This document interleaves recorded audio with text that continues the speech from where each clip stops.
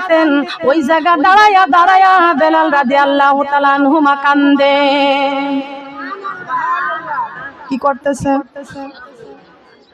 মিনারের কাছে দাঁড়াইয়া আল্লাহর কাছে কান্দে। বলেন কার কাছে? বেলাল কান্দতেছেন, আল্লাহ আমার নবী মুহাম্মদ রাসূলুল্লাহ সাল্লাল্লাহু আলাইহি ওয়াসাল্লামকে আমি বেলাল জীবনের চাইতেও বেশি ভালোবাসি, আমি বেলাল জীবনের চাইতেও বেশি ভালোবাসি। আয় আল্লাহ, আমার সেই নবী যদি দুনিয়া থেকে বিদায় নিয়ে চলে যায়, আজকের পর থেকে আর বেলাল আমি আজান দিব না। আজকের পরে থেকে আমি আর আজান দিব না। এই কথা আল্লাহর কাছে কান্দার বলে কান্দে। হঠাৎ আবু বকর সিদ্দিক রাদিয়াল্লাহু তাআলা আনহুমা বেলালের কাছে যা বলতেছেন, বেলাল রে, আল্লাহর নবী তোমাকে ডাক দিয়েছেন, আমার নবী মুহাম্মদ রাসূলুল্লাহ সাল্লাল্লাহু আলাইহি ওয়াসাল্লাম তোমাকে ডাক দিয়েছেন, তাড়াতাড়ি তুমি চলো বিশ্ব নবীর সামনে হাজির হয়ে যাও। বেলাল রাদিয়াল্লাহু তাআলা আনহুমাকে আবু বকর সিদ্দিক রাদিয়াল্লাহু তাআলা আনহুমা হাত ধরে টানতে টানতে নিয়ে বিশ্ব নবীর সামনে হাজির করে দিয়েছেন। আল্লাহর নবী ডাক দিয়ে কয়, বেলাল রে, তুমি কি আমাকে ভুলে গিয়েছো? তুমি কি আমাকে ভুলে গিয়েছো?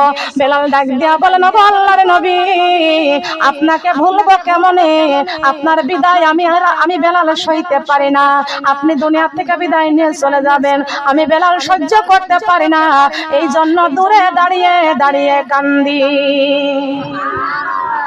দূরে দাঁড়িয়ে দাঁড়িয়ে কান্দি।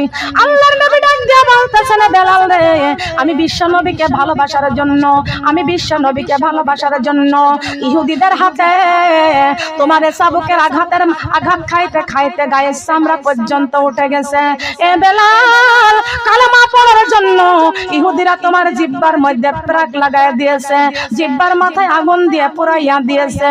বেলাল রে, তোমার চাইতে 10 কেজি ওজনের পাথর, তোমার চাইতে 10 গুণ ওজনের পাথর তোমার বুকের মধ্যে চাপাইয়া দিয়েছে। কত অত্যাচার সহ্য করেছ, কত নির্যাতিত হয়েছ, কত কষ্ট করেছ।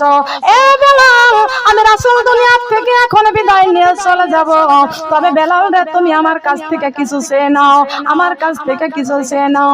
বেলাল রাদিয়াল্লাহু তাআলা আনহুমা বলতেছেন, ওগো আল্লাহর নবী, আপনি যদি বিদায় নিয়ে দুনিয়া থেকে চলে যান, ওগো আল্লাহর নবী, কাফেরদের হাতে মার খাইতে খাইতে গায়ের চামড়া পর্যন্ত উঠে গেছে। বিশ্ব নবীর সুন্দর চেহারার দিকে তাকাইয়া সমস্ত মারের আঘাত আমি ভুলে গেছি। ওগো আল্লাহর নবী, আমি মার খাইতে খাইতে, অত্যাচারিত হইতে হইতে আমি অনেক নির্যাতিত হয়েছি, অনেক আঘাত সহ্য